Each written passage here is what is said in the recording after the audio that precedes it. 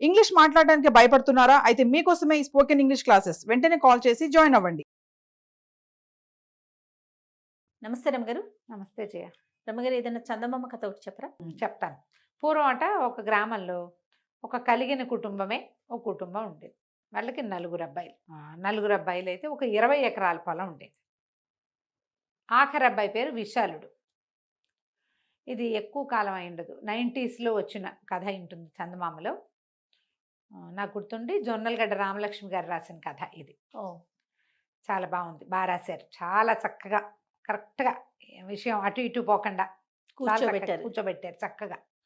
కరెక్ట్గా దీనికి రెమెడీ ఏంటి అనేది బాగా రాశారు.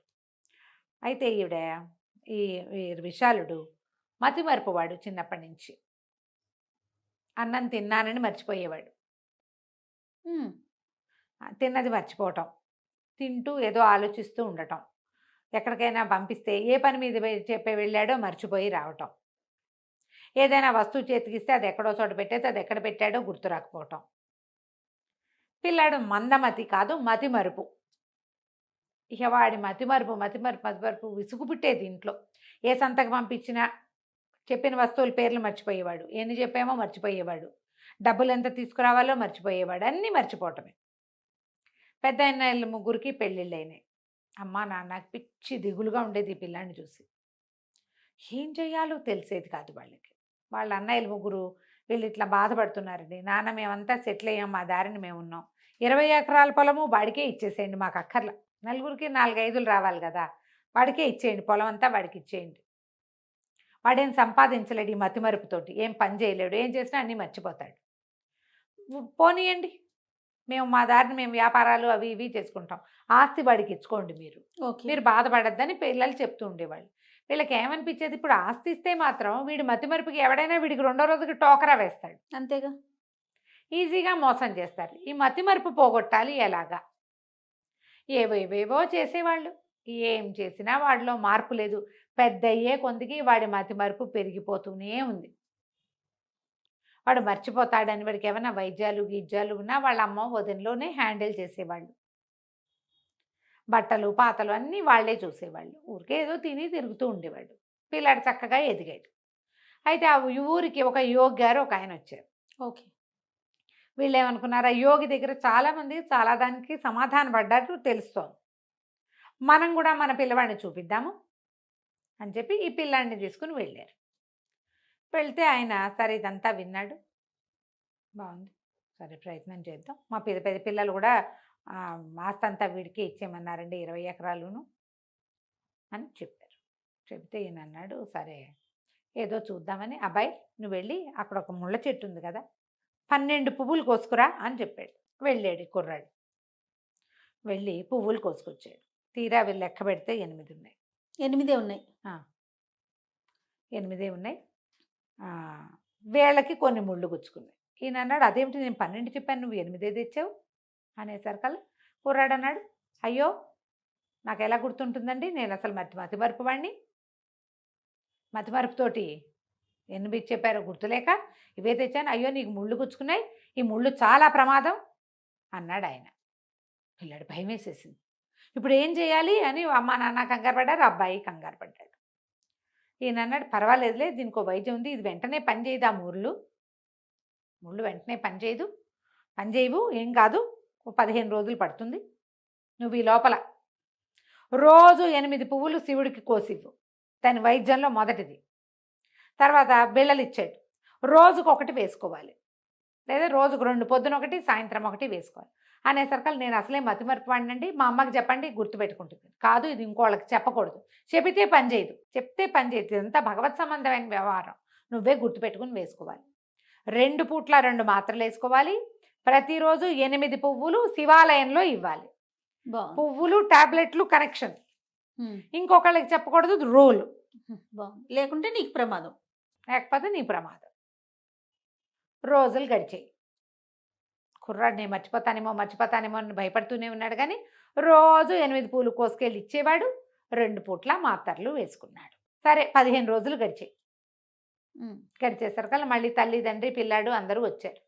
ప్రమాదం తప్పిపోయినట్టేనండి మా పిల్లాడికని వాళ్ళు అడిగారు, వీడు కూడా అడిగాడు.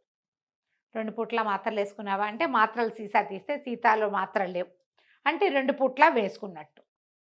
అంతేగా? అంతే. 15 రోజులకి 30 మాత్రలు ఇచ్చారు, వేసుకున్నాడు. రోజు పూజారికి వీడికి కనెక్షన్. వీడి పిల్లవాడు ఈ ముళ్ళ చెట్టు నుంచి 8 పూలు కోసుకొస్తున్నాడా లేదా? కోసుకొస్తున్నాడు. ప్రతిరోజు ముళ్ళు గుచ్చుకోకుండా జాగ్రత్తగా కోసాడంటే పాత ముళ్ళు గుచ్చుకున్న గుర్తే కానీ కొత్త ముళ్ళు ఏం గుచ్చుకోలేదు వాడికి. మర్చిపోయి ముళ్ళ చెట్టు మీద చెయ్యలా వాడు. అప్పుడు మా పిల్లవాడి మతిమరుపు సంగతి కూడా చూడండి బాబు అని అడిగారు. ఇంకేం మతిమరుపు? మీ వాడికి మతిమరుపు ఏం లేదు, వాడికి ఉన్నదల్లా ఫోకస్ లేదు, బద్ధకం 2 ఉన్నాయి. 2 వచ్చినాయి. 2 లైన్లోకి వచ్చినాయి. తన ప్రాణాలకి ప్రమాదం వస్తుందన్న భయంతో 15 రోజుల పాటు రోజుకి 8 పూలు కోసుకెళ్ళాడా లేదా? కోసుకెళ్ళాడు. 15 రోజుల పాటు 2 పూట్ల మాత్రలు వేసుకున్నాడా లేదా? వేసుకున్నాడు. ఉయ్యాల నుంచి పడిపోతానని తెలిసి కూడా 2-3 సార్లు వాడు ఉయ్యాల్లో కూర్చుని పడిపోయాడు. దాని తాడు సరిగా లేదని తెలుసు, మర్చిపోయి కూర్చున్నాడు. కానీ ఇక్కడ ముళ్ళ చెట్టు ముళ్ళు మాత్రం గుచ్చుకోలేదు వాడికి. జాగ్రత్త పడ్డాడు. ఈ 3 విషయాల్లో జాగ్రత్త పడగలిగిన వాడు మిగిలిన వాటిలలో పడ్డా? వాడు చిన్నప్పుడు శ్రద్ధ లేక మర్చిపోయేవాడు. క్రమంగా వాడు మర్చిపోవటాన్ని మీరు యాక్సెప్ట్ చేశారు, మీరు ఒప్పుకున్నారు. వాడు మతిమరుపు వాడని ఒప్పేసుకుని వాడికి ఏ పని చేయలేదు. ఇక మీరు మీ అబ్బాయికి వాడి వాటాకు వచ్చే 3 ఎకరాలు ఇచ్చి బయటికి పొమ్మనండి అన్నాడు. అనగానే 3 ఏంటి 5 కదా నా వాటా అన్నాడు పిల్లాడు. యోగి నవ్వాడు. చూసారా, మీకు 20 ఎకరాల పొలం ఉందని తన వాటా 5 ఎకరాలన్నీ కూడా వీడి గుర్తుంది. ఏమిది ఎందుకు మర్చిపోలే వీడు అంటే వాడు గుర్తుంటాయి, వాడికి అవసరమైన గుర్తుంచుకుంటాడు అంతే. మీరు పని చెప్పండి, ఇతన్ని బలవంత పెడితే కానీ చెయ్యడు. అతని మతిమరుపుని ఒప్పుకోవద్దు. ఈ కథ ప్రతి పిల్లాడికి, ప్రతి పిల్లకి, ప్రతి వాళ్ళకి ఉపయోగపడుతుందమ్మా. తప్పకుండా అందరికీ అవసరమే. నీకు కావాల్సినవి అన్నీ గుర్తుంటాయి. చాలా మంది పిల్లలకి సినిమా పాటలు భలే గుర్తుంటాయి, మొదటి నుంచి చివరి దాకా నేర్చేసుకుంటారు. ఇంగ్లీష్ పాటలు కూడా ఆ ఊ అని పాడేస్తారు. లెసన్ సైన్స్ లెసన్ అప్పచెప్పమంటే గుర్తులేదంటారు. ఫోకస్ లేకపోవటం అంటారు దాన్ని. వాడిని గోడ కుర్చీ వేసి చదివించండి, బాగుంది రమ్మ గారు, అప్పుడు బాగా గుర్తుంటుంది డెఫినెట్గా. ఇప్పుడు మతిమరుపు ఒక ఏజ్ వచ్చాక మెదడులో కొన్ని న్యూరాన్స్, కొన్ని జంక్షన్స్ పనిచేయవు. అవునవును, పనిచేయవు. మేనపాజ్లో ఆడవాళ్ళకి ఇబ్బంది ఉంటుంది, మగవాళ్ళకి ఏజ్తో పాటు క్రమంగా అవసరాలు తగ్గిపోయి జీవన క్రియలు కుంటుబడి ఉంటాయి. పిల్లల్లో ఉండకూడదు. మనకు కూడా ఇది మతిమరుపు సహజం అని చెయ్యొద్దు. నువ్వు బాగా తిని తిరగలిగే స్టేజ్, 4 పనులు చేయగలిగే స్టేజ్, నీ పనులు నువ్వు చేసుకోగలిగేటప్పుడు నీకు 85 to 90% జ్ఞాపక శక్తి ఉండాల్సిందే. ఒక 5-10% ఎవరికైనా ఎక్స్క్యూజే, పక్కకి వెళ్ళిపోతుంది, ఎక్కడో ఉంటుంది గ్యారంటీగా.